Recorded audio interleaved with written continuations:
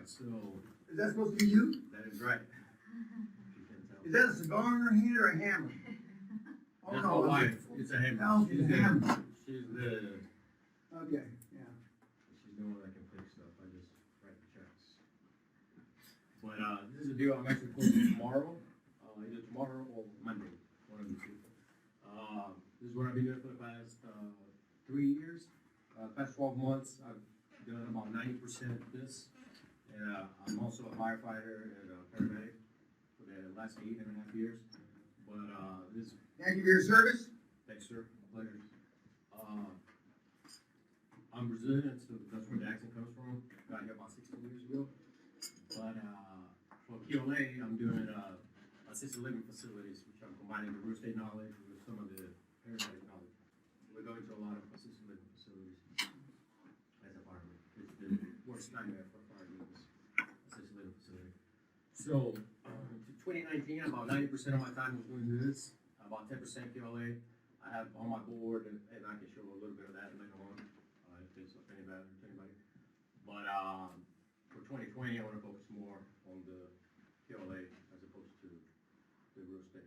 And it's a great lifestyle income, but it's not great in the generational wealth that I'm after. Also, I got the idea from Jonathan to strip the real estate like the McDonald's model. When buying the assisted living facilities, kind of hand it over to my holding company, and then just buy the cash flow of the facilities. And that's just some market stuff we put together for this year. So past 12 months, we did about 16 Sir, in property McKinney, acquisitions. Texas? McKinney, yes, sir. We did about 16 property acquisitions. The actual value of those acquisitions were about $4.5 million. Average transaction size is $300,000. I like to be in a house that's below the medium income. That way I can liquidate fast. It's a bigger pool of buyers as opposed to the higher ends. We buy them at 78 cents on the dollar, which means we have about 22% equity straight away. So total market value is about $5.4 million of the acquisitions we did today, minus all the liens and the debt. Our revenue, because of different property cycles and different exit strategies, it's very much like Marcus does, but on a very much smaller case. It's just my wife and I. We started a company just as buying stuff. So revenue for 2019, about 2.6 million. Gross margin 20 to 22%, and our net margins after we pay everybody off is about 10 to 12%. We currently have a small portfolio. We have about 8 single-family rentals, which is just great homes. Sorry, you're saying you spent $4.5 million? Yes. And now your revenue is 2.6 million? So we buy properties and we don't sell. I'm only counting the revenue when I sell. So I buy them, I fix them, they're distressed, I flip them. In 3-4 months, they're out. Okay. So it's different life cycles. And some of them I'll refinance out as my exit strategy, and I'll keep it as a rental. Yes, sir. Oh, I thought you were doing. I thought these were bedpans. These aren't bed. These are just homes right now. This is what I'm doing now. You're going into bedpans For KLA, yes. for QLA, guys. Yeah, I worked very little in KLA, unfortunately, this past 12 months. Next 12 months, I'm doing more assisted living facility, which kind of ties in, both kind of ties in together. That's right. Gotcha. And we have 5 notes. It's just, let's say I'll buy a lot for $4,000, and I'll owner finance for a motivated buyer at a premium.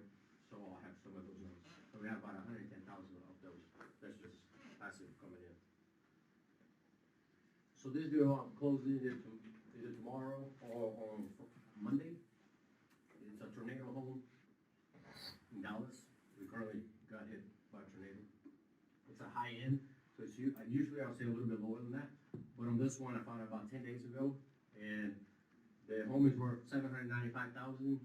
We put in $60,000 into it, and I'm buying at $545,000. So our equity capture immediately is $190K, which is about a 23% gross margin. I'll hold it for 6 months. That includes my construction cost and my time that it sits in the market to sell. So we average about 4 months This one's a little bit higher end, so smaller pool of buyers. So What's the square footage of these houses? this one is 2,996. Oh, I didn't see, okay. Yeah, the average, everything is historical data, and I'll show you an example of what I mean by that. But the average square foot in that neighborhood is 252 square foot. I'm buying at 183 square foot. And I'll show you pictures if anybody wants to see it. So my capital into this, my closing cost 3,000, holding costs, which is utilities, insurance, and property tax, is about 12,000. My capital cost, I raised all the money for this. It's all other people's money. I'm paying 43,000 in interest. Can I ask you a question? Yes, sir. Why would you go into bedpans? Because for me, you sound like the Marcus Bauer of Texas. I don't know about that, but thank you. I like this, but it just takes a lot. Big volume. I just figure out. He does it as I well. just figured with the same energy that I'm applying to this, I could apply it with hundreds of millions. Could you just do bigger deals maybe? I could, but Is it then I'll because- be moving from residential, because this is very, very niche based. Like I'm known on my local market, Little Square, they bring me deals before they list it, so I get first pick. You sound like Marcus. But are you pivoting because there's no consolidation? No, I'm It's just pivoting like- because Mr. Payne always says healthcare, and I figure assisted living facilities, there's tons around me. Well, there's no consolidation in this model, you're just making money. There is, if, I have a little section at the end, how can I scale this, and I can cover that once I get there. Yeah, but I mean, for a deal that takes him one house, 350 grand, he keeps it 6 months, and he finger parts with it, and he fixes it up, and then he flips it, and he's making 22% or, right? Yes, sir, so on this But there's one, no money involved. right, He does $1 million deal, he's gonna make 600 grand or 500 grand off of one deal. Yeah, I mean, the one, even the cheap end, healthcare scale, is 10, 12 times bigger than this. Apples and apples, 1 for 1. which that's what I'm saying, it's a great income, but it's not what I'm looking for on the, I wanna get on that wall, and that's not gonna do it there. But if you went more into like what Marcus does, like bigger homes, I think the next step, Because you what know- Marcus does will be commercial, you know, which this is- ties in with assisted living facilities. this is your home So, turf. correct. Yeah, but he's in the middle of one of the biggest belts of assisted living in the United States, right? There's a lot of In the assisted living smack in the facilities. center. And you understand construction, so you need to. Yes. Nobody ever really understands construction. And also, We pretend to understand it. and also the biggest challenge with this is the inventory to keep up volume. These are off-market deals, motivated, they need to sell, they don't wanna sell. There's some type of either distressed property or distressed situation, so it's hard to buy 100 houses tomorrow unless I'm buying a big package. What about renting? Well, I'm sorry, no. Alright, so on this one. So my gross profit is 134K, net profit, what I'll pocket is 91. Within 6 months, we'll do that, and the entire return on the deal annualized is about 31.5. We average a little bit more, but I'll show you in a second why this one is like this. So the total capital that I need for this specific deal is about 632,000. That includes my purchase price, my closing costs, my construction cost, holding, interest payments, everything. The total money that I raised was about 648,000 for this deal. I structured them differently. The first thing I do is when I see a deal is I lock it up on the contract. I have control, and then I see what exit strategy I can do from that. On this specific one, we just fix and flip because of the value. It's high, so that covered service ratio won't be a good buy and hold. So on this one, I did a first lien bridge, which Marcus talked about yesterday. He's got mezzanine finance, that's very similar to that. Short term, which I'm raising 516,000 on that. And then I do a gap finance on a second lien or second note from my investors that I have.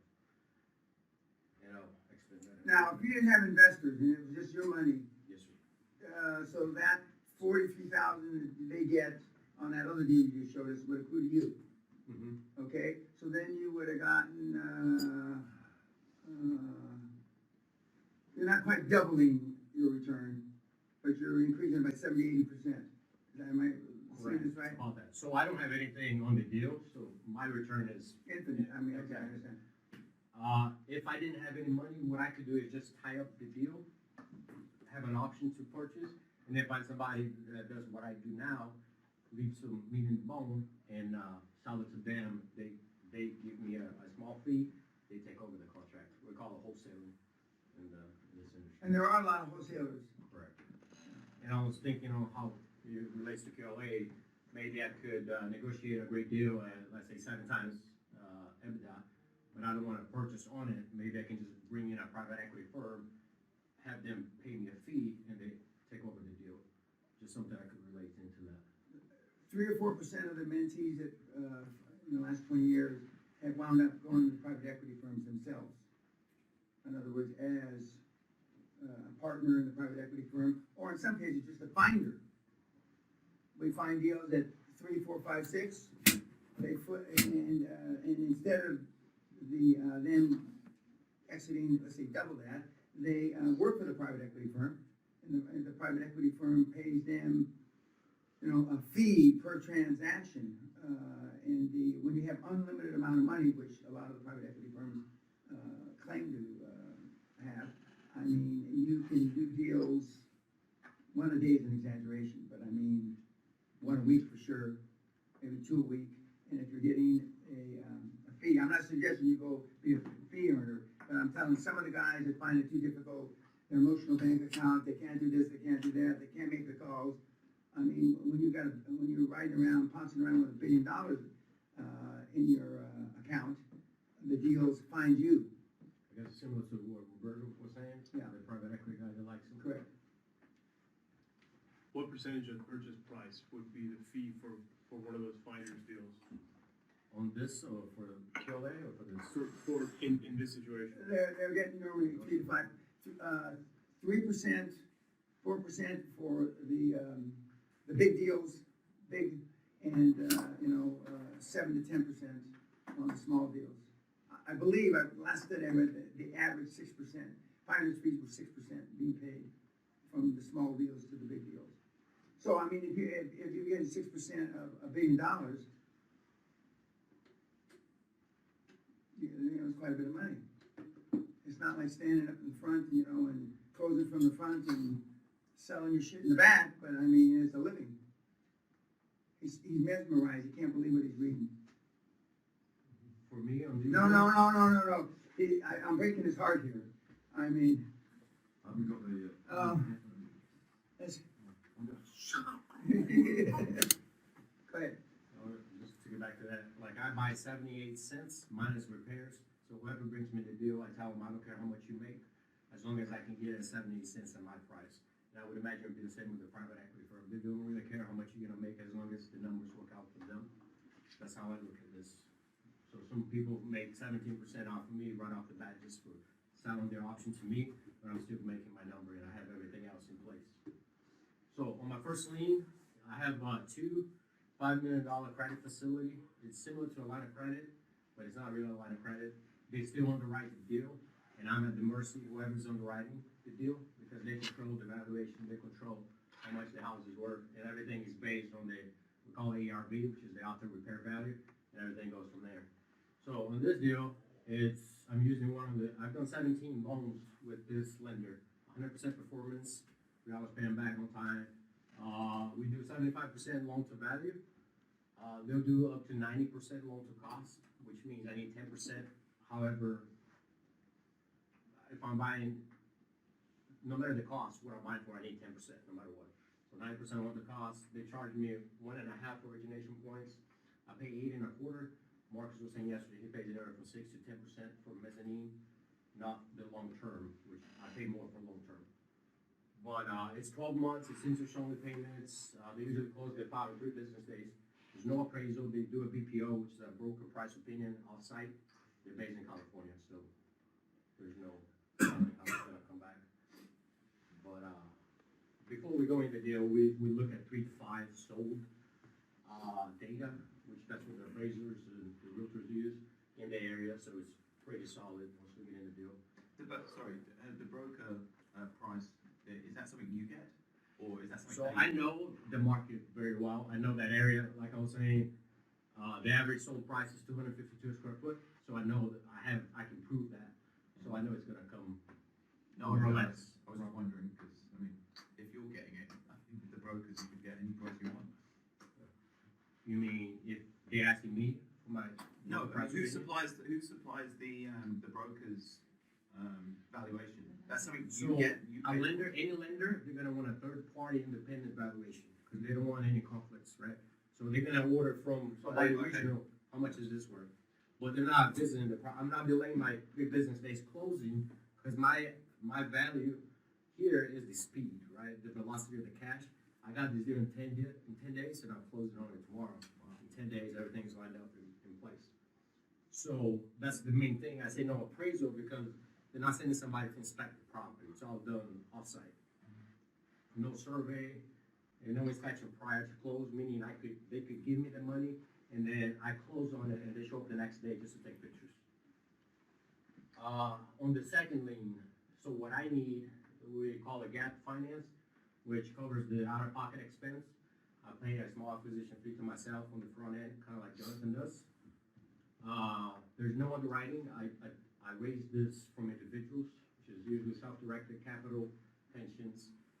One thing that I did well was I got my fire chief into this deal, and I performed very well. He made 27% return, and I still made money. And he told everybody, all the fire captains, so everybody's lined up, ready to give me money. I have about 600 to 800,000 I could apply towards assisted living facility deal or something like that. And something I did was I gave him 1% referral fee for somebody that invested their first capital with me as a thank you. So he keeps referring me deals, and everybody else does after I perform. So I like to max 87% LTV. That's just me because I don't want them to be at risk. Second position, they're at risk of the first position being foreclosed. They will get wiped. So I mitigate that risk because I don't want to lose their money, obviously. So I myself cap at that, but they don't really know any better. And it's not a fund, so I'm just doing a deed of trust and a promissory note. So it's per property for security reasons. I always want to protect them, especially if I get sued. I had all these documents in place protecting them, not me. So that's what I do there. I pay 2 points. I pay 10% interest rate. It's either interest only monthly payments, or I do one big chunk deferred payment at the end. I prefer interest only, just because they see my check coming in every month with interest, and they tend to remember me that way.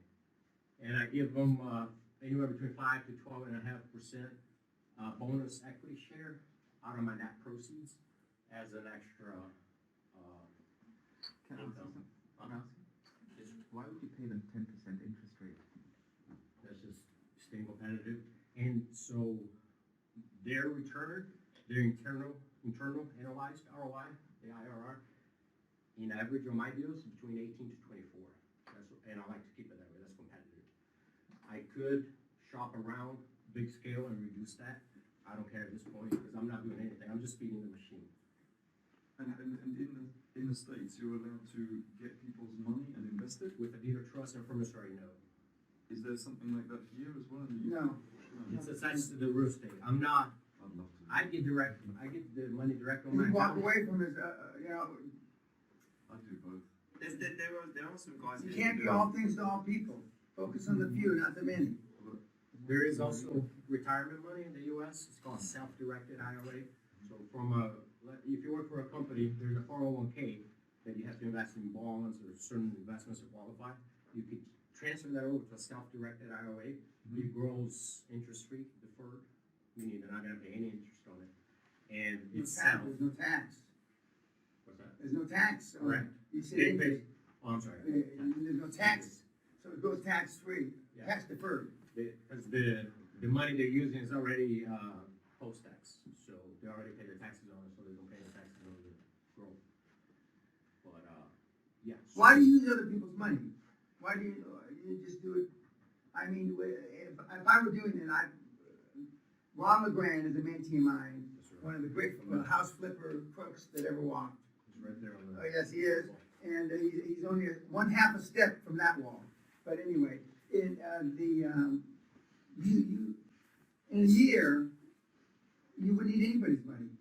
Hmm. You just, instead of paying out to these guys, you just do it for yourself, and then it's self-contained.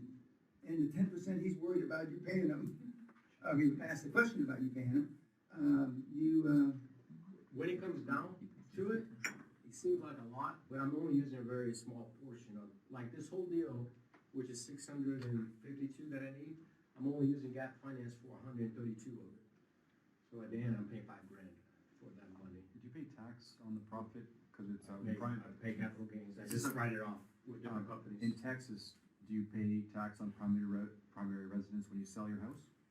Or is tax free You in Canada? do, if you hold it for less than 2 years, Oh, and it's a terrible. homestead, you file it as a homestead, Okay, it's a less for capital gain. okay. But you have to live there more than 2 years to be able to file for a Correct. homestead. And if this you're one, over 55, you don't pay capital gains when you sell your house. and this one is owned by a corporation, my corporation, Oh, so, and it's an absentee owner, so it's a non-owner occupied property, so I am paying taxes. And if you're worried about paying tax, you're not making enough fucking money. So that's pretty much my position model. Like I said, I pay anywhere between 70 to 78 cents. If I'm buying directly from my homeowner, I pay less. If I'm paying from somebody that's bringing me the deal, I'll pay up to 78 cents. I used to pay just 70 cents, but a lot of hedge funds coming in from Wall Street and from California getting into the single family space. So the competitive market has gone up quite a bit. There's probably 10,000 people, at least 10,000 people in America doing, Exactly. And you watch those 98%. TV shows and everything. Yeah. Get into it. But yeah, so it's very competitive. So I do only single family, ideally 3 bath, 2 bath, between that square footage there, built in 1950 to 2000, brick. A desirable area. I don't want any abnormalities, anything that's unique. I want everything that any family would move into it, nothing special. I like to say my average sold days in the market is less than 90 days, which is pretty doable in my market. And then I like to do houses under 400,000 and below. And the brokers, they come to you now because they know you're going to take it off them. Yes. That's awesome. So what I did was I created a Facebook group that it's completely free to join. I have 9,000 people as members. And I'm the only one that approves the post. Yeah. It's a little manual, but it's a big deal, so I get first pick at it. So if I like it, I'll say, hey, I'll just take it off your hands. We don't have to post this. That kind of stuff. The Facebook group is targeting to who? You just get just real estate investors that I don't allow guru postings and I don't allow questions. I only allow deals. So if you have a deal for sale, if you're looking to buy, come to my group. You can post there. There's nothing else, and it's geared towards that. that's smart. And after this, if you guys want me to, I can go in on how you would tie into the QLA model. But so yeah, I buy, like I said, motivated. They need to sell. They don't just want to sell. I do distressed property or distressed situations. Distressed property would just be lots of repairs, grandma's house. Every city's got a code violation or code enforcement. So if the lawn is overgrown, if any issue, they're gonna receive a code violation. I can go to the city and I can get that list.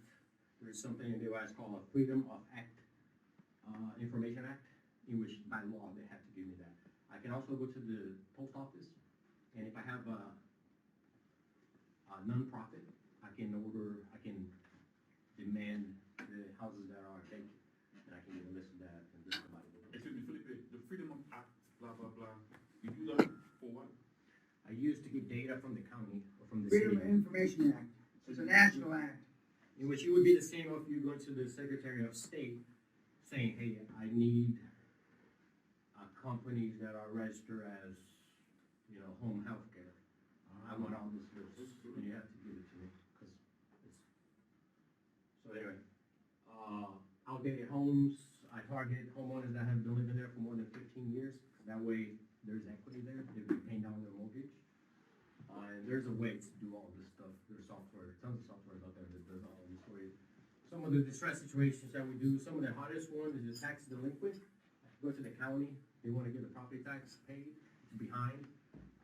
Even if I buy that, I have a first lien position. But those people are usually very motivated, so they wanna work out a deal. absentee owner, death, probate,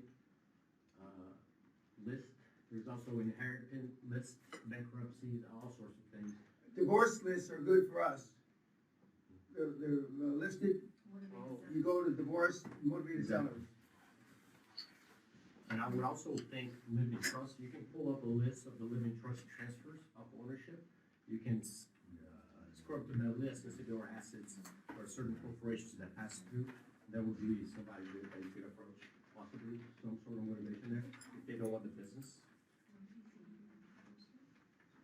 Can you repeat that one more time, the list you said?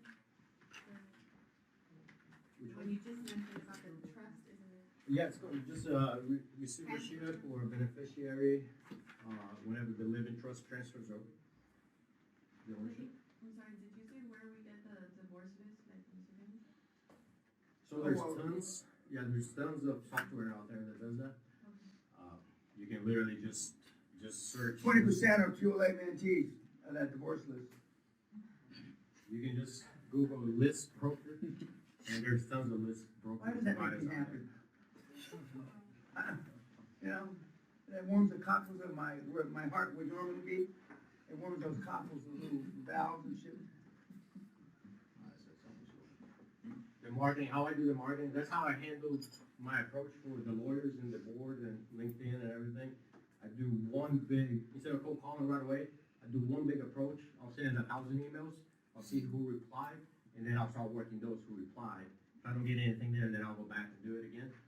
But I do one big approach, and then from there, it's a little bit more selective or targeted. So I get a list, I skip trace, meaning I'll send the list out for the Philippines so they can give me back some phone numbers. I get the phone number, I record a 30-second voicemail sounding very unprofessional, very pausing a lot, so it seems natural, it doesn't seem recorded. I'll send that out automatically. I can hit send and send 1,000 voicemails with instructions to call me back if they're interested. I can also do text as well, very brief, not professional sounding, just, hey, are you looking to sell by any chance? Do I have the wrong number? Something like that. And then there's also social media lookalike audiences. I'll get the list and I'll upload it and I'll do targeted ads to that list to a specific, oh, you came onto me accidentally, or you're looking to sell your business type of stuff. On this specific business, what I'm saying, it's kind of hard to find a deal. The funding always takes care of itself, like with the fireman pensions and all that stuff. Like this deal, I got it funded in about, it's not like White Marcus that he does it in 10 minutes, took a few hours, like 6 hours, and it got funded. Like I said, we always lock it up first, and then I have several exits, depending on what the type of deal that I have. And how do I scale this thing? It would really be developing a sales force for my acquisition side of things, which that's the hard part.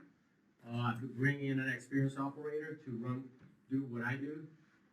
My wife, she does the interior designing type of stuff. I can show some examples of her work, and I do everything else. So I could bring in somebody that does what I do. And I could also launch a small fund, just a PPM, raise 10, 25 million from my private investors only, and then use it the same way that I'm doing now. My chairman for QLA, he's a big hitter type of guy, real estate. He's like a transactional junkie, and he'd be interested in doing this with me. He's a lawyer. He could also manage all that for me. And then I'll bring in a fund manager to do the governance, and somebody that raises capital from family offices. I also have another board member. He used to work with the Bush family, very well off, and he said he's got lots of relationships in those family offices if we want to tap into that. And then lastly was the backdoor method to get in these leads. If I start lending money on, you know how I buy at 78 cents minus repairs, I could start lending at 75 cents minus repairs. If they don't pay, I'll just foreclose and take a deal, plus high interest as well. So that's also how I could scale this thing up. This is something with Jessica's presentation, I came up with this idea. So I call this tag offer, I call it compressing the gap. I get a lot of people that call me and say, hey, I know you buy houses, I'm selling my house, can you pay full value? They're not motivated, it's a retail. So I do the shock factor. It doesn't take very long. I have the data sheet, I plug in just a little bit and it spits out 5 offers. So I can anchor them at a certain point at 100% finance, or if they want, my price, then it's at the lower end. So for this example, I give one all cash offer, because my credit facility is the same as cash. I don't have any finance contingencies, so it works pretty much the same thing, so cash is king type of stuff. So one of them is all cash offer, and then 4 out there are one of finance options. I never wanna pay 100% full value, even if it covers, that service, just because of my exit, because if I need to exit, then, I'm stuck with it. Which I was very worried about overpaying when I first came to the seminar, but following the PLA model, that shouldn't really be an issue. Can you make that larger?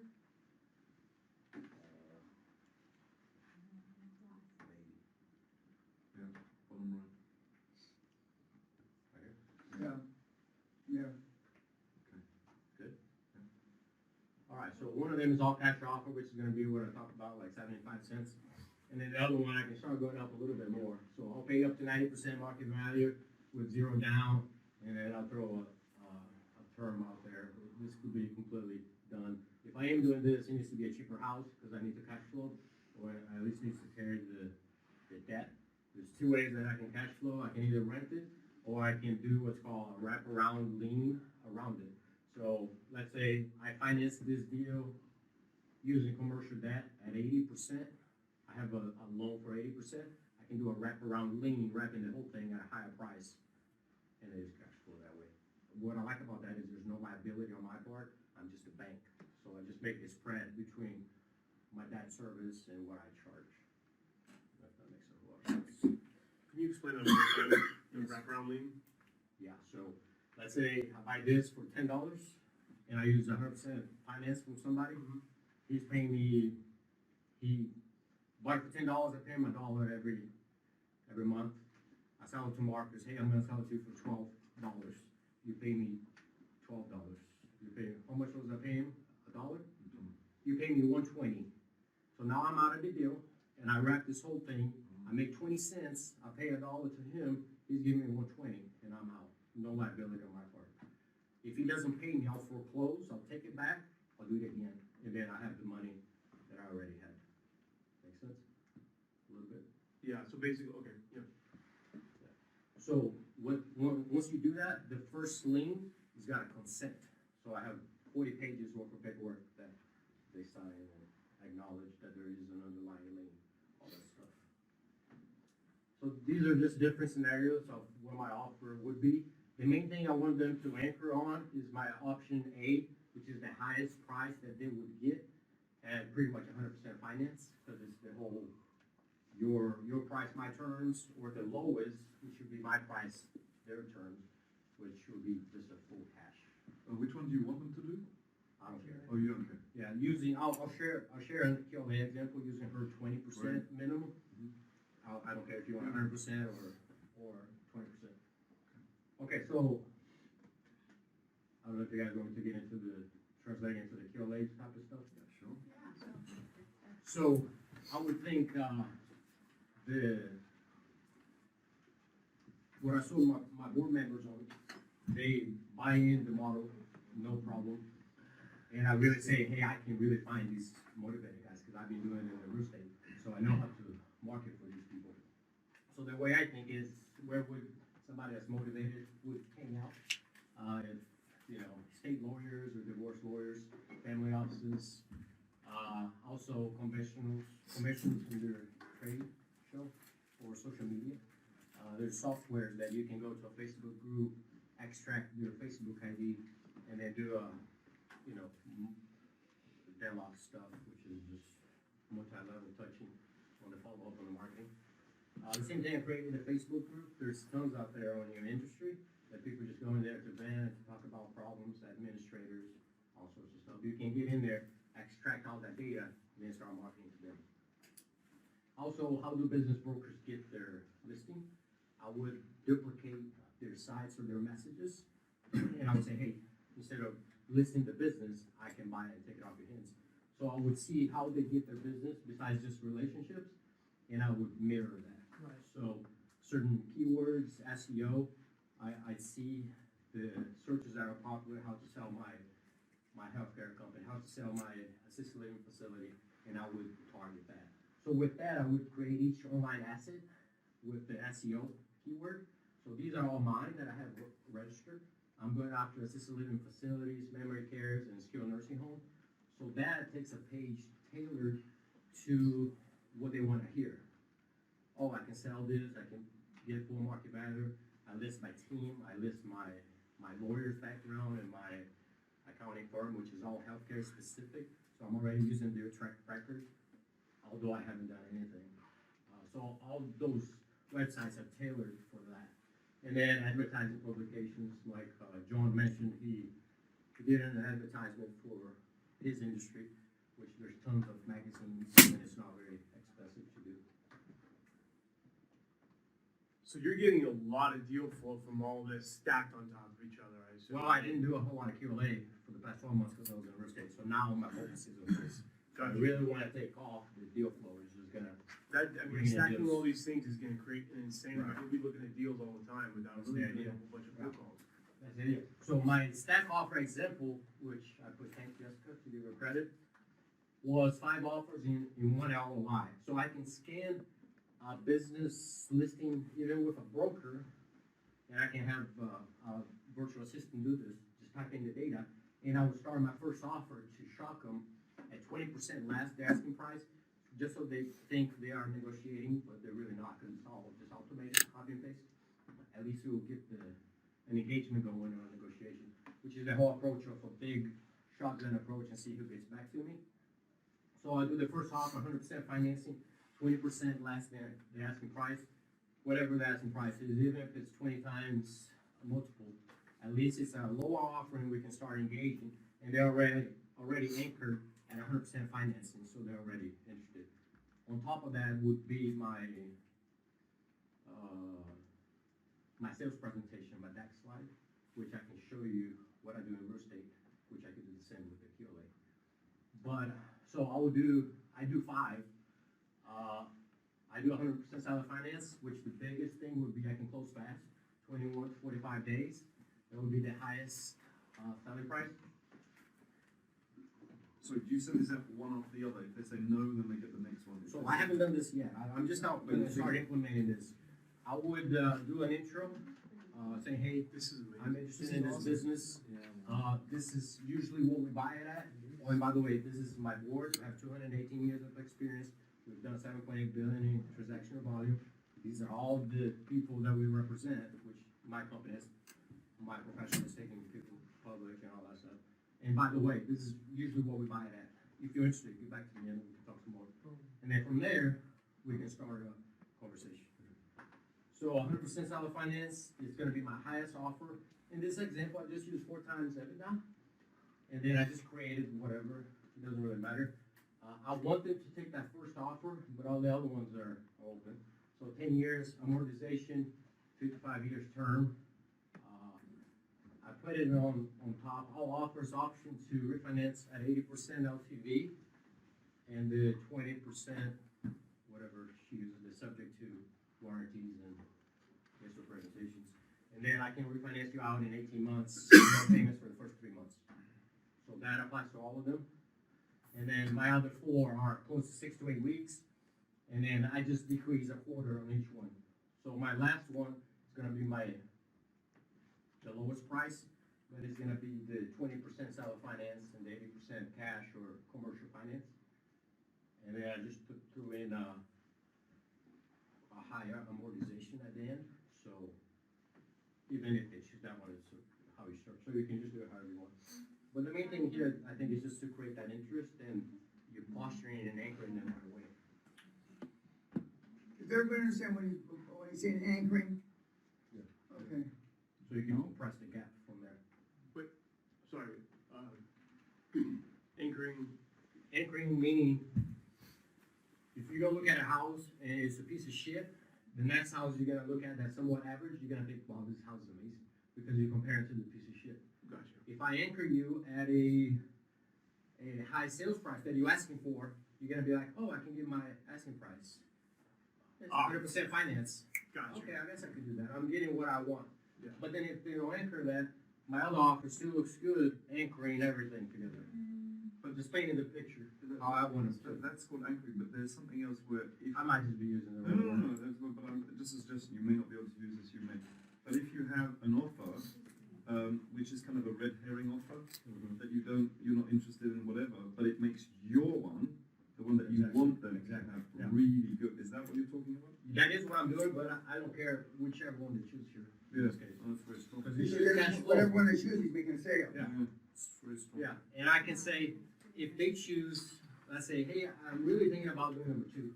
I'm like, well, yeah, number two, I put that there, but I don't know if that's the right offer. Just so they think, oh, well, what do I need to do to make the right offer? Try qualifying and start that conversation. So you can, even though you can, yeah, I'll do it, but at least engage in that. But I actually thought you said you prefer number one. I prefer any of them. Okay. Because none of them is gonna come out of my pocket, right? Either one, they all have seller finance, so they should all work. What does prime rate mean? You just, whatever prime rate, so whatever the feds dictate, you can go Google a 10-year mortgage, the prime rate, the market rate is, it changes every week, every day. Depends on bank too.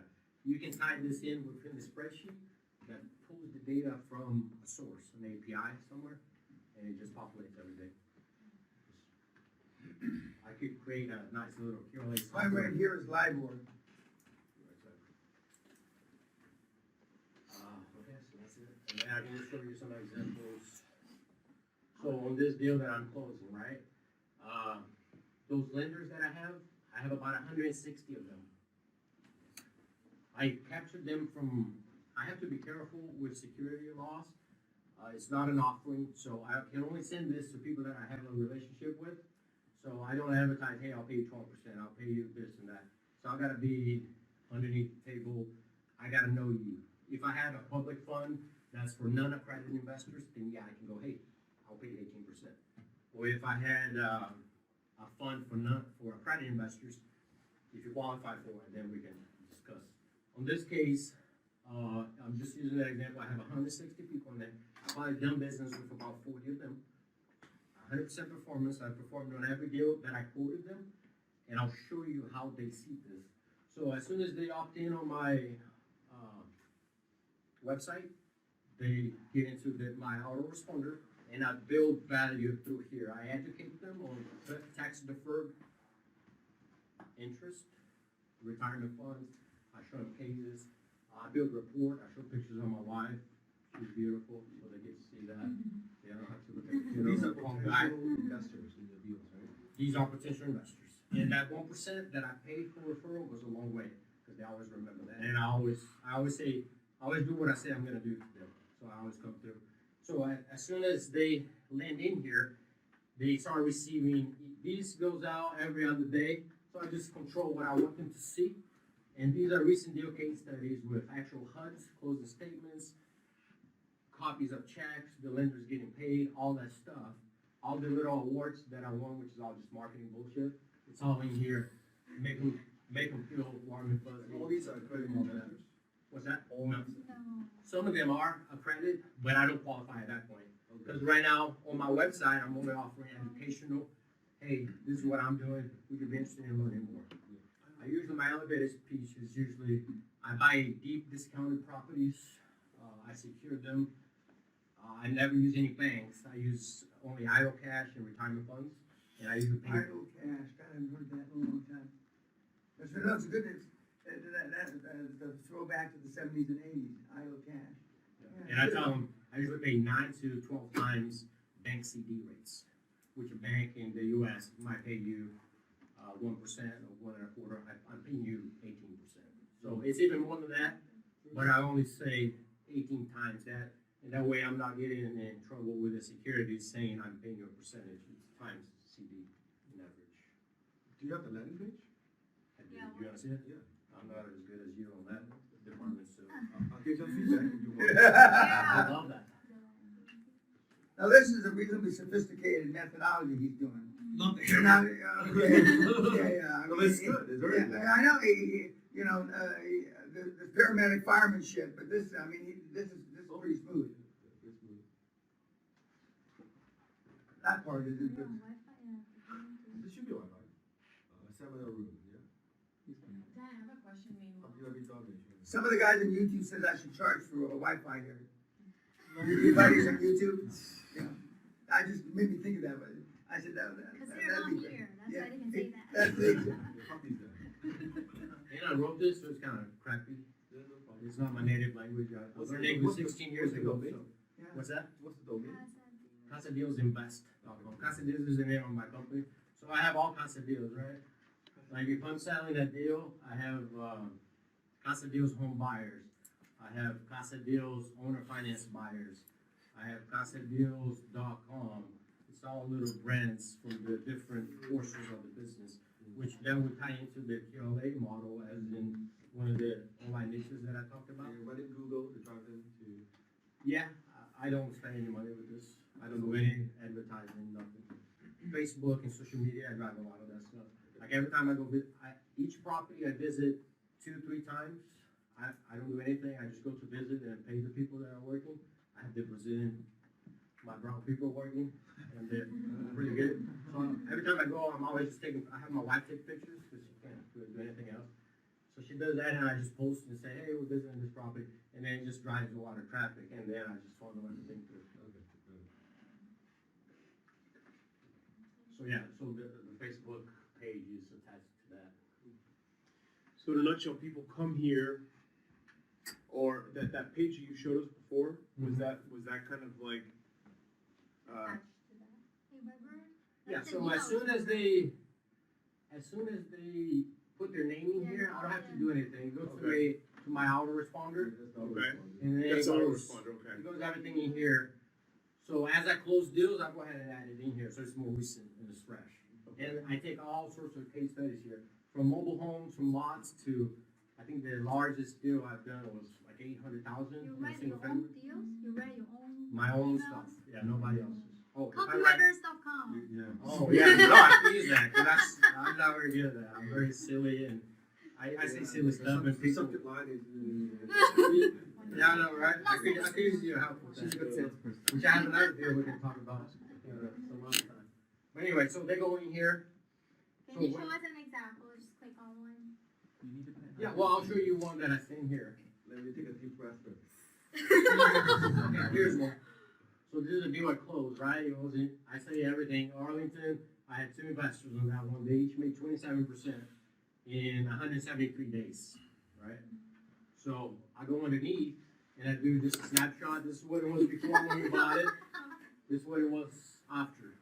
I always do something silly, something stupid, like counting money and stuff like that, so they get Your a wife, little reaction out of it. your wife has taste. What's that? Your wife has taste. My wife. That's 100% my wife. She is all into it. She spends hours doing research and I pay her out of the things. I bet She's so. I the bet one so. paying No, she liked the last seminar that I went because I kind of went all out when we went home. And he's like, "Hey, you should go back there again." Do some shopping when you get back. I got to buy a new truck. I did a bunch of stuff. But anyway, so I go underneath and then I do the breakdown. Amount invested by private lender, 59,000. Amount return, total lender profit, the gain on investment, and then the annualized gain on investment. And then I give the address, I give how it all came out, what the entire deal was. We bought it at 218. We put 47 into it. We sold for 336. Gross profit was 70K. We made a 21% margin. And then I always do my, hey, if you know anybody, I pay 1% of total capital raised on the first one. So people are referring back. Give an example. Yeah, exactly. So I go one step further. I put C acquisition HUD. It shows exactly the purchase price when we bought it. You can see I'm not lying. It's my name in there. It's my signature. It's got everything laid out. And then it says when I sold it, this is how much we got it for.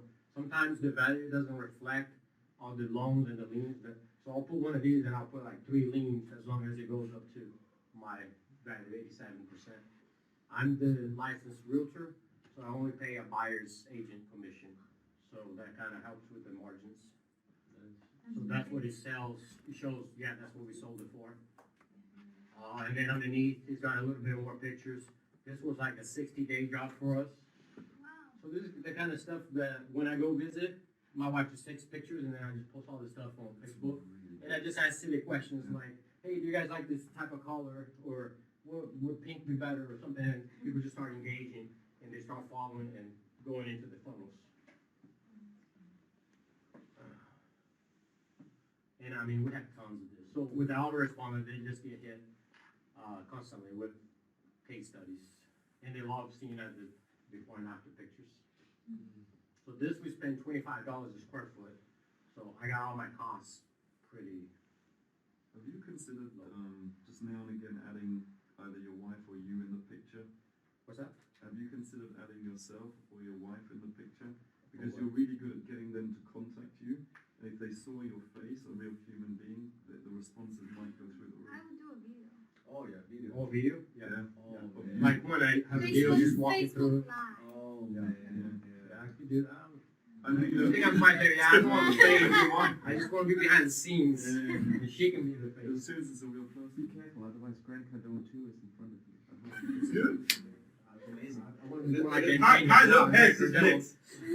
But so Now, nice. and, of course, this is me. Go back to the picture of the house, please. To the- No, the actual house, what the house looks like from outside. That little chicken shit, or something right there. There are at least 10 people on the planet, Ron LeGrand and 9 of his mini-Rons, that give courses and doing exactly what he's done. And they've got, they have their gigabytes, and all the paperwork. And then you take them on an actual tour. You load them up in a bus. You take them. They take a house, not a house nice as looking as this. And I went on one of those, a couple of those tours, wearing a 3-piece suit. And of course, Ron wouldn't get an air conditioner in the bus because it cost more money. So I mean, it's like 110 degrees in Jacksonville, Florida, and everybody's wearing shorts and t-shirts. And I just come from the airport. And when we drove up to the house, the front of the house was with plywood over the windows, the doors, etc. Okay. It took 3 grown men to pull the plywood down off the front door. The plywood came down off the front of the stench, the filth, the excrement. It's that the fumes come rolling out of the house. And then when we walked, we had to walk because the floor had rotted away. The toilet and the tub had fallen through the floor. It had rotted away. There was a hole in the ceiling about a quarter as big as this ceiling, like this. And so then he asked us how much it was going to cost for us to fix this up itself. That was the question for the 38 people in the, and they started like 50 grand to 150 grand. Okay? Ray Rock, who was the right-hand man back in those days, said $7,000. Ron said 4,500. He was on a piece of paper, not saying it out loud. I said, I have no idea. A couple $100 grand? What am I? A couple $100 grand? My own park. You need a contractor. Yeah, and then he'd say, okay, then you buy used toilets, used tubs. There's a place where you buy used, okay? To replace the floor is $60 in the bathroom. And to replace this, and then dark green carpet. Why dark green carpet? Because that's the thing that they buy the most, and it's the hardest to get dirty. And certain kind of paint. And when we actually did the house, we did it for $6 grand. That's $6 grand. And he used to buy houses. And this on fax machine, we make 50 to 150 offers on a Friday. Unseen, sight unseen houses. Low ball, shock and awe. Not as sophisticated as his 4 offers. Of course, this was before Facebook and all this. And we sell 15, 20, we buy 15, 20 properties.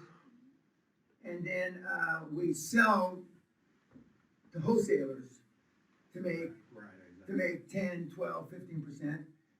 Hundreds of houses a week. Hundreds. Without seeing anything. And I didn't believe in the system until I actually went and I saw all this.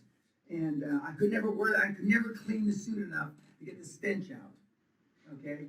And my fancy shoes, walking through the shit. But I mean, there are guys that got rich doing this. I mean, not generational wealth, but have made many millions and millions of dollars. And they used to think in the 70s and 80s, they're going to run out of houses. okay? Now, we got twice as many houses now as we did 25 years ago. Okay, so, Now, let's see, I'm being sarcastic now. Now, see, that's a big house to most of you guys, see? You're shaking your heads, or, see, most of you, I'm being sarcastic now, most of you live in what's called cold water flats. Cold water flats is you put your milk out on the windowsill to keep cold, because you couldn't afford electricity. This is a great model, though. He's got a great little deal here. thanks, sir. So, well, what I was saying, when I have a deal,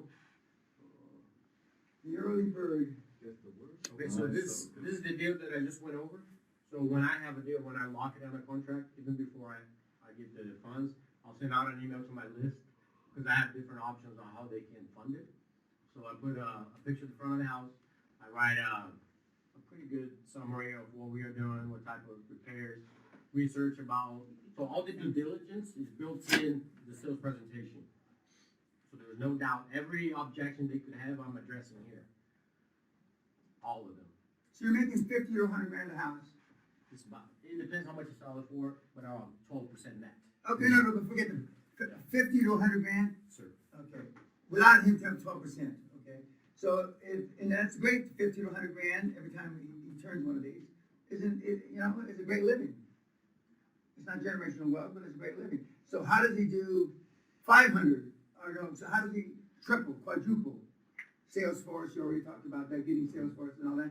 But all that time and effort put in that is he would make 100 times more money in assisted living or whatever. Anyhow. That's my thing. Yeah, well, you're right about that. Because you're not going to be making 50 to 100 grand on acquisition. You're going to be making 500 to $1 million on acquisition. And it's a lot of large numbers. It's a no-brainer. But I mean, this is one of the best ones I've seen. He's done a good job. He's done a good job. And the reason he doesn't want a brown face on there. He wants a white face. It's like you go to Beijing, they're all white people in those commercials. There's a reason for that, you know? And so, but yeah, he could put his wife My there, wife is just white, as, so that works. yeah, and just like Marcus suggested. So there's ways to fine tune it, but I mean, the same effort put in the assisted living, and he's in the middle of a gazillion of them. I mean, a gazillion. Texas, Oklahoma, that New Mexico, there's just a gazillion of them. But are you just going to shut this down now? What's that? Are you going to shut this down? No, I'm gonna keep it. I just plan to allocate my time a little better. So I want to spend 40% of my time in this, 60% in QLA. You're so thorough. It's great. Yeah. I mean, yeah, organized. Thank you. But maybe consider your logo, rebranding it maybe. Oh, yeah. Yeah. Actually. Because I think you're better than that logo. The Casa Deals one?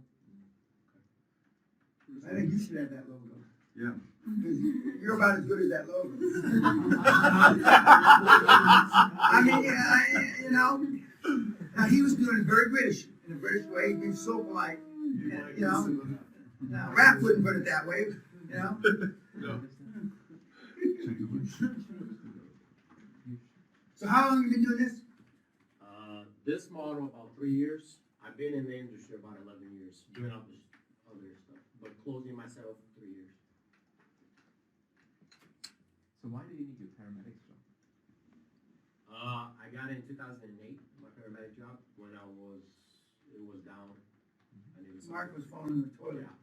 Yeah, and I always wanted to be a firefighter. And it gives me fulfillment out of it. I like it. I only work 10 days out of the month. I'm 24 on, 48 off. At the fire station, we run 13,000 calls a year, but I still get downtime. They have Wi-Fi. I take my laptop. I still get stuff done while at the fire station. So I kind of double dip a little bit. My kid brother, who's the number 2, not the chief of LA County, but the number 2, is the only guy, he's been there 30-some years, that didn't get involved in real estate. Because all the not all, but a lot of the firefighters got involved in real estate. He said, I'm the only guy that doesn't have a big real estate portfolio of the... He doesn't like that now. No, he doesn't like it now, but he'll probably be chief next year. But it's a natural for firefighters because of the hours for them to get involved in this. Yes, sir. A lot of firefighters are great golfers too. They have a lot of time to play golf, and but I mean, you've done well. But 50 to 100 grand. Now, this is me. I would take a shit for 50 to 100 grand. Literally, I would take a shit. I'd hold it in me and wait till the next 7-Eleven down the street. You know what I mean? I would see ants fuck for 50 to 100 grand. And I mean, for 500, man, I probably still wouldn't. For $1 million, you can get my attention a little. You know, I'll wake up, I'll give you the Dan Locke smile, and I'm ready to be high ticket brother. But we've got to shift. Remember that 80 grand that they stand there trying to figure out for the preacher man? Now, I can tell you like this model. Everybody in this fucking room likes it. But this is a peasant model for peasants. It's a road to permanent poverty. But everybody in this room just about likes it. And you've done a great job. I'm not taking anything away from it. But I want you to like, love, lust after tens of millions. Not 50 to 100 grand. And how did I figure out 50 to 100 grand? And with the greatest respect, only poor people talk about percentage. 8%, 12%, 27%. I never heard Ken Lango, my billionaire buddy, or Ross Perot when he was alive, ever talk about, well, I made 14% on my money. Yeah, I made 41 million over the weekend, Dan. How'd you do? Poor people talk about percentages. Yet, I mean, every one of these fuckers gets money from them. For the league. I'm going to allow you to do it. Get money from them. So once I do get the deal funded, I send out an email right away saying it's no longer available to create that scarcity mentality. That's a good idea. That is good. So we're usually when I send a deal out, it gets funded right away because they know. So 1 or 2 hours, they're texting me. Like this guy, I had closed this deal, it had been funded, and then he's asking me if I would consider an additional 33,000 just to put it in there. So it really creates that much. And I say yes, by the way, on that one. Well, he said 33 million. Yeah, it should be 33 million soon. And then going back to the QLA. So Consortium, where'd that word come from? Healthcare consortium, I know that word. Close to here. So, actually, let me share an example of the Facebook group I was talking about.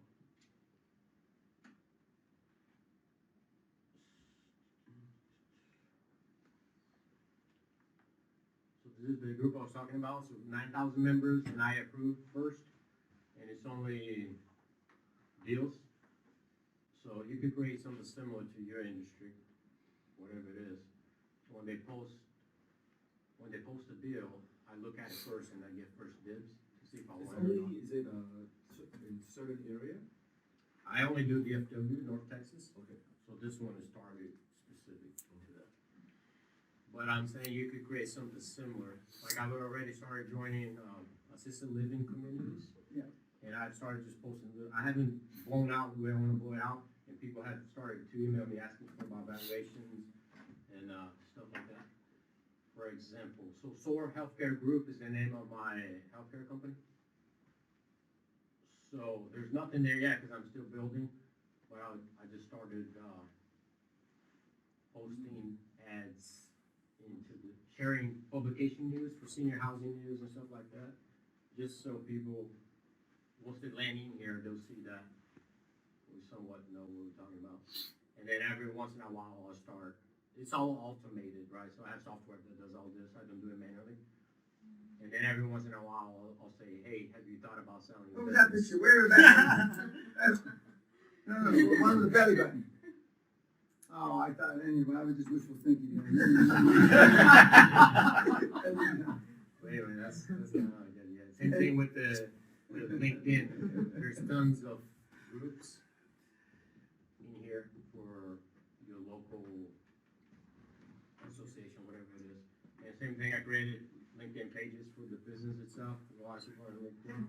And a lot of my board members they've asked to be credited, linked to me, so they can start talking with investors and stuff like that. And same thing here. And lastly, so I did a little website, just So people, lenders, they like for you to be listed and have phone number and mailing addresses and everything else. And then I put my board here. What is sour mean, sour? Soar is just, my last name is Soros, so Oh, Soar. you just, okay. Now, see, in Texas is one of the only states that now they have integration, they'll have an Asian in the ad and a black person in the ad, but in Texas, it's mostly all white people in the ads. Because the South shall rise again.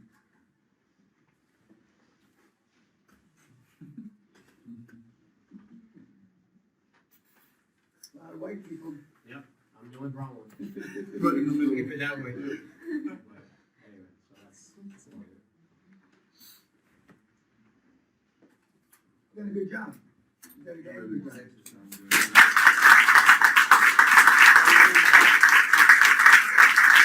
I'm looking for him to be my next tax breed. Success.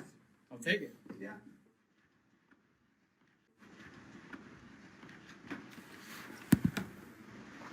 Now, 99% of people that would hear his deal would have the same reaction as you. Positive, great model, because it is. Very efficient. Automation is what I like about it, but it's for no money. But I'm the only one in the room maybe that realizes no money. I did too. Well, you did because you're switching. And that's why don't try to explain to your relatives and don't try to explain to anybody because they won't get it. Because 50 to 100 grand to most people in the United States of America, Canada, well, for sure in India, Great Britain, I mean, that's a healthy chunk of change. And poorness rubs off. And if you get around a lot of people that think 50 to 100 grand is a healthy chunk of change, it's not likely you're gonna make $5 or $10 million on a deal. Once you're into the cycle, 3 to 7 year cycle. And, yes, sir. If you did that in like a 5-year cycle, have you calculated what roughly the EBITDA margin would be on the whole? I mean, obviously, we know. Yeah. I think it's mainly just on the margin. You're gonna be stuck with that 12% in that margin. 12%. So basically And that 12%. 12%. I sell for 100,000, I'll put in my pocket 12,000. Got you. So you're stuck. No at that matter what, 12%. yeah, because of the valuation. Because we've been looking at deals above 20%. Yeah, but I mean, it's 20% of a different number. Yeah, it's not an arbitrage. No, no, Buying I at mean, 5 to Oh, there's no 7 and arbitrage 10. in that. on Yeah, that- on I'm that stuck game. at that margin. Oh, that's why. Okay. But if he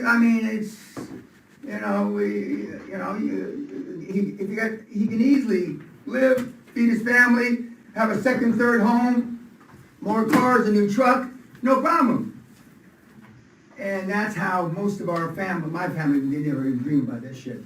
I came up with a 600 square foot house. I mean, which is, even at that, I used to pay $25 a square foot, To renovate, yes, sir. Okay. Cosmetically. 600 feet. Let's call it 1,000 feet, the big house down the end of the street. I mean, it's no money. I mean, but the house flipping is, when it was discovered after the Korean War, was a way a lot of people, instead of getting a second job or a third job, they did this. And for sure, firemen, firefighters and that kind of thing, they were able to supplement their incomes. And a lot of firefighters, my kid brother, his buddies that are retiring are going from firefighting, 30 years, pension, 75% I think at 30 years, to this, real estate. And real estate, you can work at your own pace, okay? I don't believe you should work at your own pace, but normally it's associated with a laissez-faire lifestyle, but it produces money. And most people, in Texas, you've got a pickup truck, well, they don't hang guns in the back window anymore, but a pickup truck, Winchester repeater in the back window, and, some alligator boots. You can't have alligator boots anymore either. I mean, you're in hog heaven. You're in hog heaven. I used to have a belt buckle that said oil field trash and proud of it. And I used to wear tight jeans and my expensive boots and my 10-gallon hat. And I mean, I used to have those cowboy shirts, that are skin tight. I mean, I was there.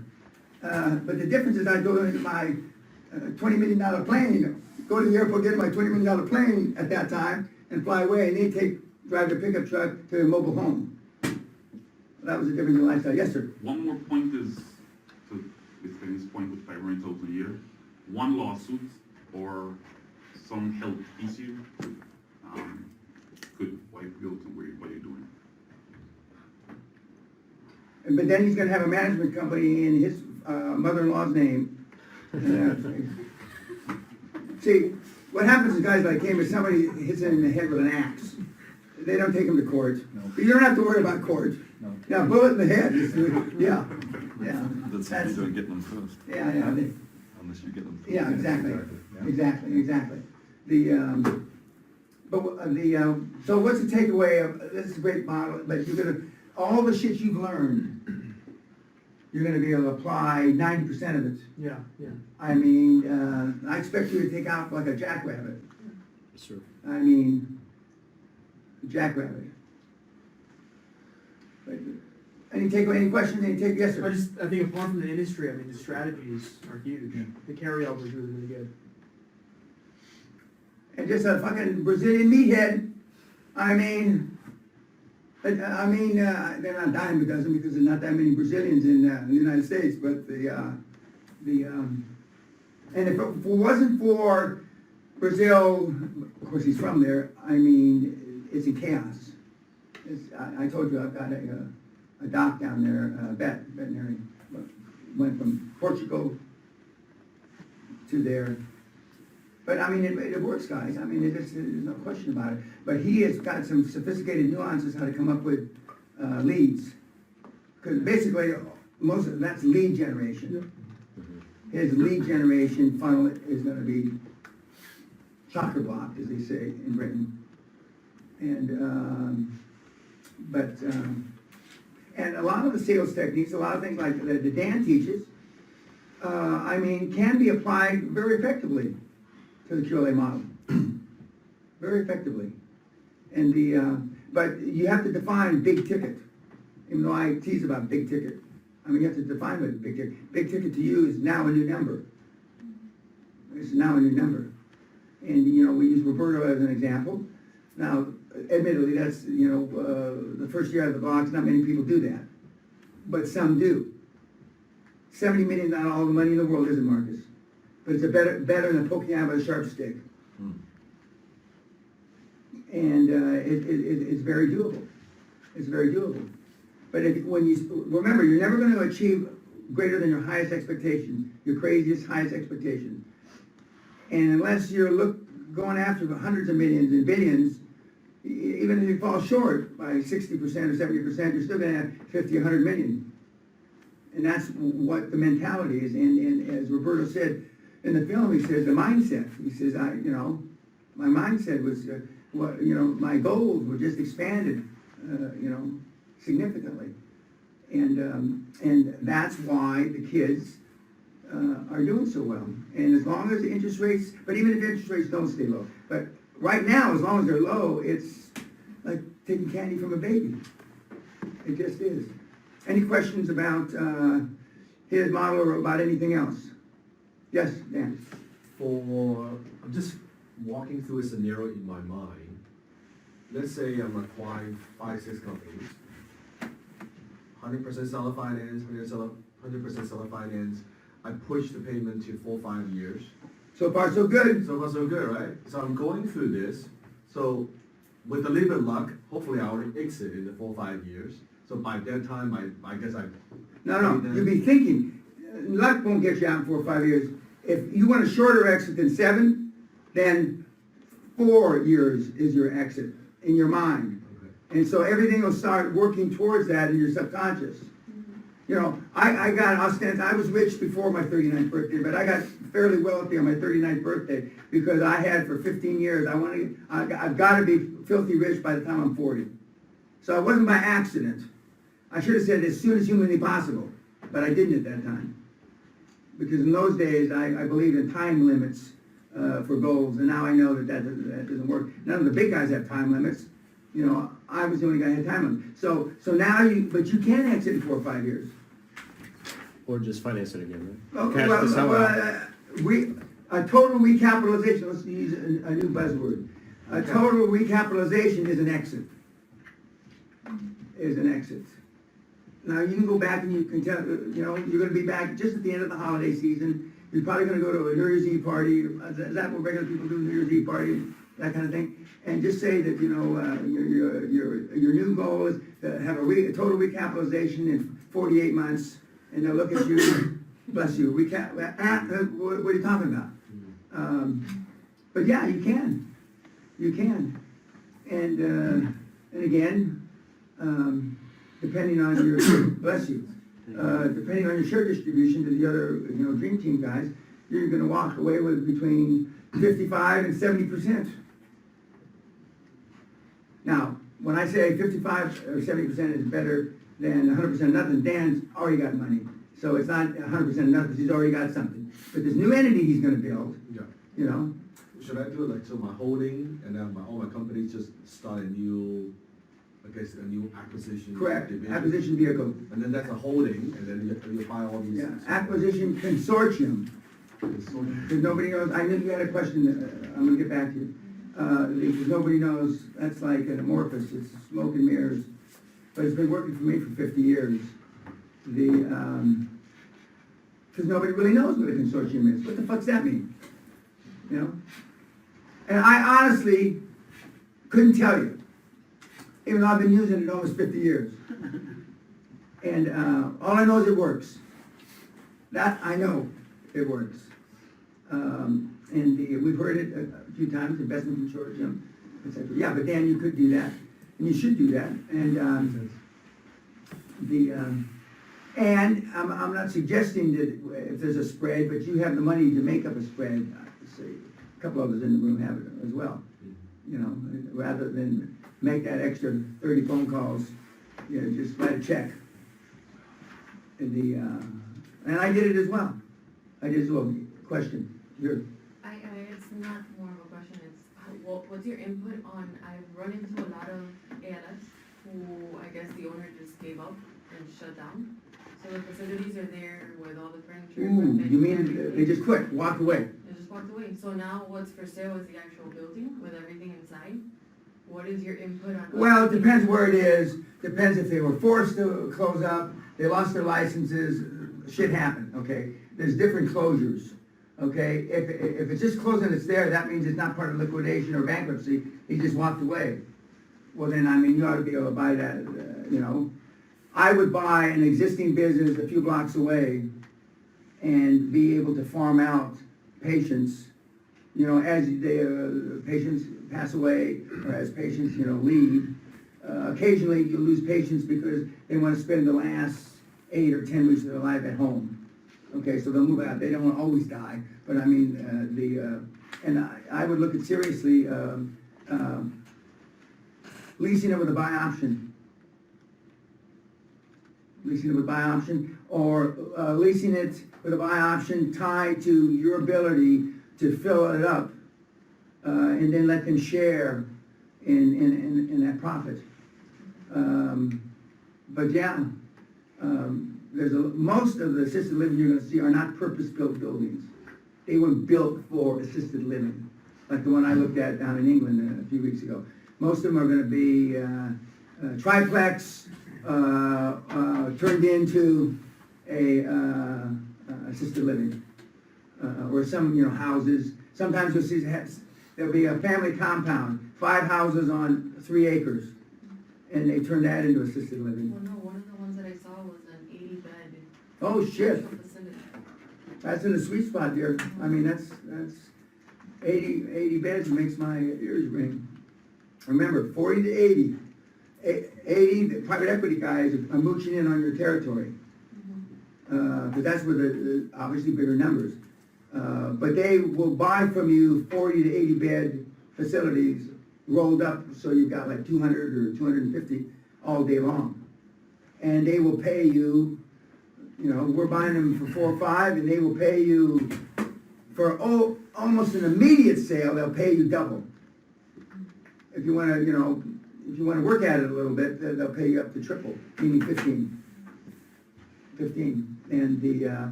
but then the key is, they're gonna want somebody to stay, to run the business for some period of time. Now, I wouldn't let Jessica go. If I was a PE, which I used to run, I say, Jessica, I mean, we're gonna have to cut a deal here because she's knowledgeable, she sounds knowledgeable, because she is knowledgeable. And you even say, and I almost believe, I wanna believe that you actually care about the patients. I wanna believe that, you know, because I don't. I don't pretend to. But it's always nice, it's really, man, somebody's gotta care about the patients.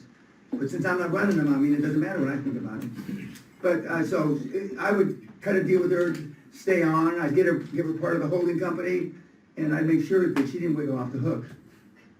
And you're gonna find owners like that. So, I mean, and when you find one, you'll know immediately. You know, when they say that they care about the patient, and they mean it.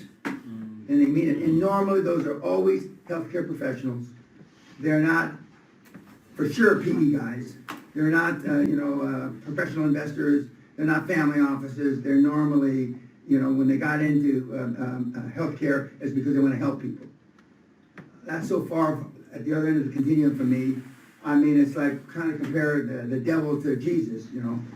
And of course, I'm the Jesus one, not the devil. There's another question. Yes, sir. Mr. Pena, here it came up a lot of the times that acquiring is one thing, but running is a whole. It's a motherfucker. Yeah. Correct. Absolutely right about that. Can you talk a little bit about that? He learned something. This is the fifth thing now, sixth thing. The sixth thing, I mean, he's swinging for the fences. I mean, he's got that cricket bat and he's just swinging for the fences. So what do you want me to give you an example of? How do you run this? Now, even though I make fun of him and I tease him, he's asking questions that some of you guys in this room don't totally understand, but you're not asking me because you think you understand.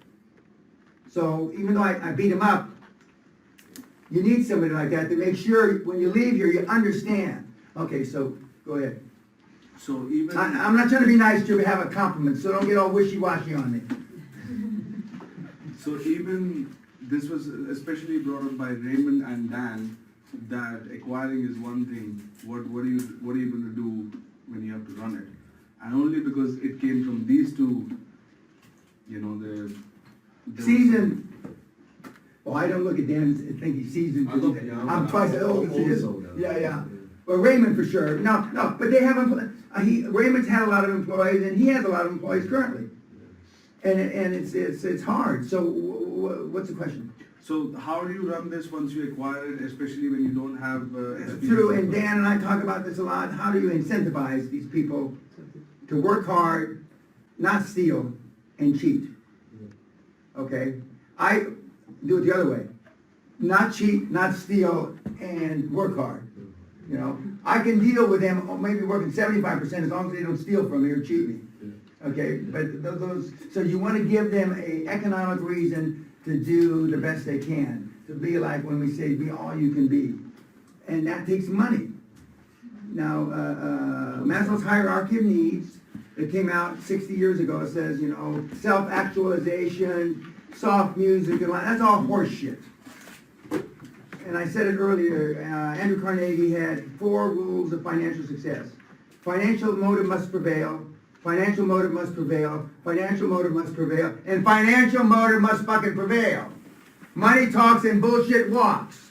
You pay the people well, and you make sure the bonuses are close to the act of a success. Not at the end of the year, at the end of 6 months. At the end of the week. Daily bonuses works best. Cash daily bonuses work the very best. But that's the hardest to do. But if you have a sales force, and you want them to perform, I mean, cash, and you just eat the withholding, eat the taxes, and eat all the other shit. But they will perform so much more getting paid cash. But financial motives must prevail. And giving away cars and trips to Vegas and all that shit works.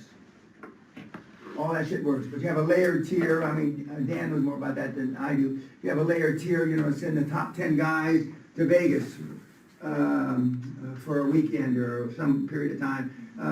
They used to, in Florida, marlin fishing and shit like that, you take them on a 4-day, big fishing trip, which is basically a big drunk up. All that stuff works, only after they perform. Because the money it costs you pales in complexion compared to the amount of revenue they add. It just does. And again, remember, you come late to Christmas parties and you leave early, and you don't go on the fishing trips with them. You don't go to Vegas with them. You may drop in with your wife for a dinner, and then you leave. Because familiarity breeds contempt. As soon as you get friendly, human nature is to take advantage. And human nature is it's harder for you to, fire somebody if you kind of like them. That was never my downfall. Because I basically don't like anybody. What are you smiling about? So a follow-up question to that, and this might be an This is his brother speaking, just, it's a dynamic duo here. We've spoken a lot about success, but what happens out of the 3-4 acquisitions, suppose that we make, if a deal that goes south, for any reason, if the revenue disappears, for any Well, an reason, assisted living is not gonna disappear. You may but have, in any kind of company, in a cash flow lending situation, you're what not gonna be happens? able to, the cash flow dries up and you can't make the debt service. Well, that's why you want things like in home health, that you're buying them at, debt service is covered 2 or 3 times. I don't like deals that, you can borrow money at 1.15, even 1.05. But as soon as one contract goes away, one hiccup, one storm, one hurricane, and you're fucked. So just to be able to know the worst case scenario, for example, we looked at a deal in which the seller was planning to leave with all the customers as soon as the deal goes through. When we were contemplating non-compete. And Sure, I understand. So in a situation like that, when the company just collapses, what happens? Or what should we be Well, prepared no, you marshal your resources, you bring, the top sales guy from the other 3 companies to come in and fill those beds. Yourself, you get involved, you do whatever it takes. Because remember, once you default on a loan, somebody like me can come along and buy, I only do it to him. I want to do that. He wants to do it, and I want to do it to him. Thank So, because some, and there are guys, bottom feeders, that go, so you don't want to default, you never want to default, okay? because you can't do business again? No, you can do business again, but you're subject to bottom feeders buying your debt from the bank and doing, and coming in and foreclosing on the loan, and now they own the business for only putting up the debt.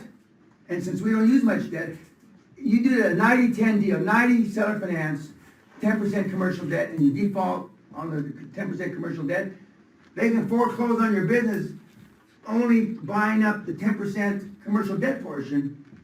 And then now they cut a new deal with the motivated seller that sold to you. So, you want to have as high a margin as humanly possible. Remember I said 20 to 40% because shit happens. And the assisted living homes that the kids owned from the hurricanes, the last hurricanes that came through Texas, Louisiana, those homes are literally underwater. And SBA doesn't cut you any slack just because you're in 6 feet of water. They couldn't give a shit less. So that does happen, but that's why you have to be not careful, because I don't want you to be so careful that you don't do a deal. But you've got to lean on your board so they can give you the insight. They can give you the insight as to how to react when these bad things happen. Now, forget you going out of, I've had my bank go out of business. And then they bought up by another bank who doesn't like bedpans. And it wasn't a seller finance. It was 10% seller finance, 90% commercial fucking debt. So I know what, the worry you think you have, that happens. Just like what happened here today, you never know how ugly life can get. And that's why my 3 million poors, I've been fucked in everyone twice. But I've had banks go out of business, and then the new banks still like that part of the portfolio. So then they put it up for auction. And you try to participate in the auction, but private equity comes in and buys it. So, I mean, there's a lot of things, but the most important thing is buy as right as you can based on the information that you have. And that's why numbers are so important. And your dream team with the industry expert, etc. But if you have 5 homes, one goes down, you're marshaling your resources. You're taking, and you've done a spoke in hub, and you can take people from your other homes. You would have to cut deals with them. They're not just go, oh yes, I'd love to help you out. We're gonna move my mother 300 miles to Lubbock. That's not gonna happen, okay? You'll cut new deals, and you'll do what you need to keep it afloat until you can get the cash flow up again. I read you part of that letter this morning. You know, the sheriffs are, in town, taking the office furniture as I'm writing this. So we're way better off having 5, 6 acquisitions. Well, you're always better off mitigating your risk over several. I mean, that's a no-brainer. The most risk you're ever gonna be at is the first one. That's why. Did you buy it right, or didn't you buy it right? And then let's say that it's 80% occupied. You got a 40-bedder. So 8 times 4, 32 beds are full, the rest are empty. 3 people die. 2 people move out. Now you're down 50% occupancy. And you're at 1.15 cash flow to debt service. You're in default. You don't have to be an engineer to figure that out. And so that's why I like them 1.5, 2, 2.5. And some of the kids are doing, cash flows covering debt service 3 and 4 times. That's the best. That's the best. Yeah. Real quick back to this point, so is it safe to say that? Is this a Sri Lanka thing? This is a Sri Lankan question. Okay. And this is a young person. We don't discriminate here. I mean, go ahead. Talk shit to Indians and Yeah. So, is it safe to say the better you are at identifying and integrating the right motives, the right incentives, the better manager you are? Yeah. To be practical, because management. There's nothing practical about it. It's just. Management though is like such a broad term. Right. It can be misconstrued, right? But incentives, is that the key? Correct. Well, Okay. just call it money. Money. Because the biggest incentive, the best incentive is cash money on the barrelhead at the end of the day. Or better yet, twice a day. So not many people can do that. But you want them to understand that you appreciate them. Not as a person, not as a fucking human being, not as a global warmer, none of that shit. You appreciate him as a human being because you're gonna fucking pay him more than the competition. Bless you. And they have the ability to make more with you. And Josh, God let him, poster child, teenage multimillionaire. That's a pretty good fucking incentive for all the rum-dums, right? Roberto. I mean, it's a pretty, but pay. You're not there yet, but you're doing well, so we're gonna pay you. And someday, you too can be Roberto. Or you too can be Josh Kim. But pay, money's the only thing that works, that I've seen work. Except for you YouTubers, meatheads that you are. Goodbye, YouTube. But it's money. Did I answer your question? Absolutely. Yeah. Oh, and then one more. Okay. Disincentives. So we had a case where we were looking at it and we showed you the case. 6 years went by. Oh, well, yeah. Right, they implemented new changes and they kept the old employees who were resenting it the whole time. They're crying that they had culture clash. Right. And for 6 years. So at what point? You get rid of culture clash in about 6 weeks maximum. Do you give like second chances for people that complain, or do you just No, right away? I'm not a second. Right. No, what are you laughing about?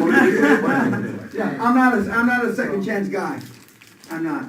So large and great incentives financially, and then Yeah. fire quickly. That's Yeah, it. and what I used to do after you have one home and you're doing well and you take the manager of that home and when you integrate in the second home, okay, well, look at how well they're doing and how he's making 50% more money now. Now, not a lie, but a real, not like an infomercial, a real deal. And you show them people better at the same age, same race, okay, you're 25, this guy's 26. He made $190,000 the first year with us before he made 75. And show them. And that works. Just as you resonate, and we use the webinars, which I overlooked for 5-6 years, didn't think it was important. But the kids are coming out of the blocks now much faster because they've seen other kids come out of the blocks much faster. I mean, it's pretty powerful. And I don't know what kind of sales marketing it's called, other than a case study, I guess. The best case study is when you show a guy that made $1 million that's 6 months younger than you are in 6 months. And you say, what the fuck, where have I been? I've been in Dubai, actually. Or where have you been? Yeah. Mr. Pena, I want to ask the question again because you addressed it in our group. Well, you've asked a lot of questions again, but go ahead. So, what are some of the permutations and things you consider before you do a deal? Oh, you mean that I answered in the room? The most, first, never get to number 2, is for me to ascertain that he's really motivated. Not partially motivated, not pretend motivated. Otherwise, I won't even look at the numbers. So I've ascertained they're really motivated. And again, that's why they tease me, he's spitting up blood and she's in a wheelchair from a stroke. That's not far from the truth, though. Okay. Second thing is, if I see immediately the cash flow doesn't substantially over potential debt service, okay, then I'll look at it. But I'm still going to go with 100% seller finance. But I want to know that if he doesn't accept 100% seller finance, at some level, can I still do the deal? So that means cash flow has to be way and above. And I like cash flow to be at least 1.5 to 2.5 times the debt service. Because I know that shit's going to happen. Just as today happened. And you can't plan for that kind of stuff. So now it's motivated seller. I look at the cash flow, even though that's not going to be my first offer. And then my first offer, based on him being or her being really motivated, is 100% seller finance. So, what time frame should we keep for the debt? For example, 5, 7, 10 years? No, I want to push it out. You explained one to me today, another 25-year path? Yeah, they're all 25 years. 25 years. I mean, I'm going to move to Canada. In 3 years, I'll own Canada, but that kind of thing. You want to stretch it out as much as possible, and then if you pay... You don't want interest and principal is far, embarrassingly far.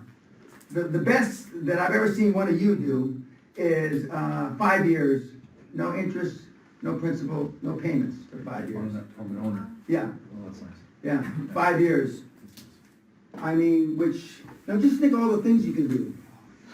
Not with no negative covenants, I mean, where you control the business, I mean, Jesus Christ. And you can refinance. Correct. Oh, that's great. Yeah. I mean, you don't have to be Thai to figure that out. So, I mean, you want, and I want the deal business to be more than 3 years old. A couple of 3 of you have asked me about businesses that got started in 16 and they're selling in 19. Well, to me, that's a red flag.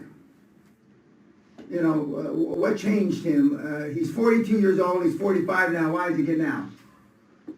Oh, he wants to pursue other interests. Well, that's bullshit.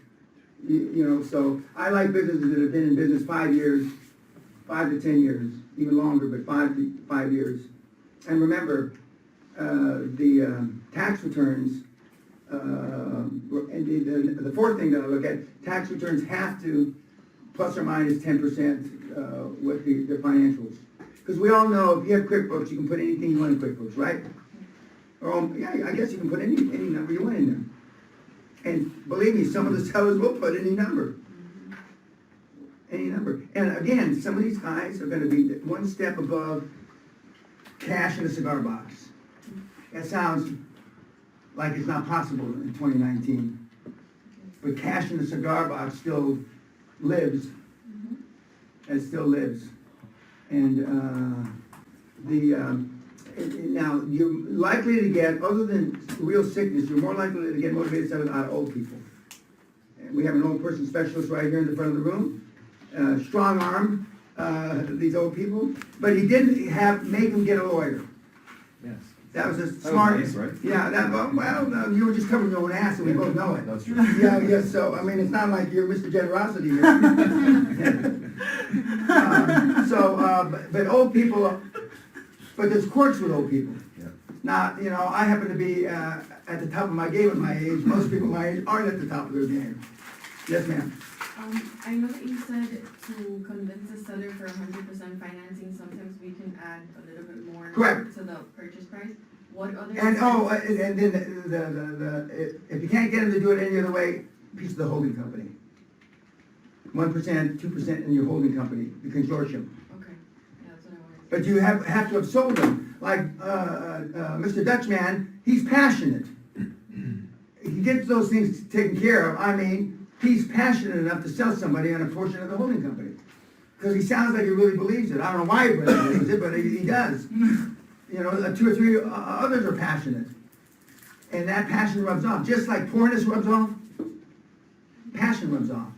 Enthusiasm, God from within. Greek word for God from within. Now, some people say I'm not really a good salesman. I'm not a polished salesman like Dan, but I'm an enthusiastic, energetic son of a bitch. And the people confuse that with passion for the deal. It's passion for getting a transaction done, not that particular deal. It's very difficult for me to, one thing over another thing, but I sell with a great enthusiasm. And a lot of people wrongfully think because I'm loud, I'm always loud, but they think that's because I'm being enthusiastic. I'm just loud. So it's up to you. If you want to translate it into enthusiasm, fine. But I sell everything the same way. I don't vary. I have one speed. Pedal to the metal. And it's voted well. Now you heard, when he came to the regular seminar, you heard Steve Ballmer. Enthusiastic guy, right? No question about it. There's no doubt in anybody's mind that he's enthusiastic. And then, for those of you that come, you saw Peter, the hospital magnate, who couldn't give away sex. I mean, he'd have to pay people to take sex, let alone collect money for it. But enthusiasm really works well. Yeah, right. Say you give through an employee stock plan, you give. Is he beating up old people, or is this a straight up deal, or what? Say you have this manager, you're going to give her 1% of the company of the small. Which manager is this? The on location manager Okay. to incentivize her to work harder. Do you pay her out at the end of the year out of EBITDA or NOI? No, that's 1% of the equity. Just okay. So when they exit, Gotcha. they exit. Again, I told you, if the widow Soliday was the only one that had 2% the whole 9 years, she didn't ever sell any shares because her husband died, and he without a will, and so she was forced to keep the shares until we were taken over by Parker Drilling, which was a New York Stock Exchange company. She got $9 million for that 2%, and it was about 9 years.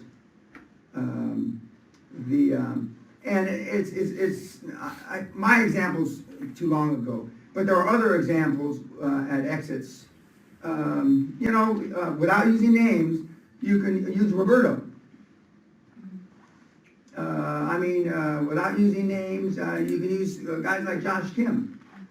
They're real live today, making money. Don't tell him about his penthouses and his Bugatti and all this shit, because he sounds like a wacko drug infested teenager, which he might be turning into. Hopefully not. Yeah. Thinking of the exit, do you recommend when you do your acquisitions that they're within state limits, within a city limit, or it doesn't matter? No, Can you do as long as nationwide, or- you're operating off the hub and spoke, Now, a couple of you are already talking about making an acquisition, you're 2 hours away by plane. That's a choice, you know, and it's a much bigger deal, one or two of you, and that's a choice you're gonna make, but you're gonna know that you're gonna need a regional manager quicker. You can look at and keep track of 3 or 4 deals when they're an hour or two by car in different directions. I mean, you have 5 that are spread across the south, western United States. I mean, that's tough. Like, let's say I decide to stay in the broad state, Florida. Oh, yeah. I can go up and Okay, down. yeah, you can go up and down, yeah. Okay. Other than, as Jay said, the more thieves live in Florida than any other state of the 50, but other than that, yeah. He's right. Oh, I know he's right, you know, although my boy is a current senator, soon to be president one day. But Rick. in Florida, there's also a lot of people who think they know how to run a business. And Yeah, they know don't. how to. But most of the people that you're gonna buy have bought themselves a job. Mhm. Even for the ad backs, the guy makes, pulls out, one of the deals that I saw today, he pulls out 250 grand a year or something. That's a job. That may sound like some money, but it's not. All he did was buy himself a job. And, or a lifestyle business. And, but you will, I mean, you will find it not easy, but relatively easy, finding, assisted living if you're in that, particular, vertical, but it's finding motivated assisted living sellers. I mean, really motivated. That's the key. That's the key. Mr. Bender, what else do you look at?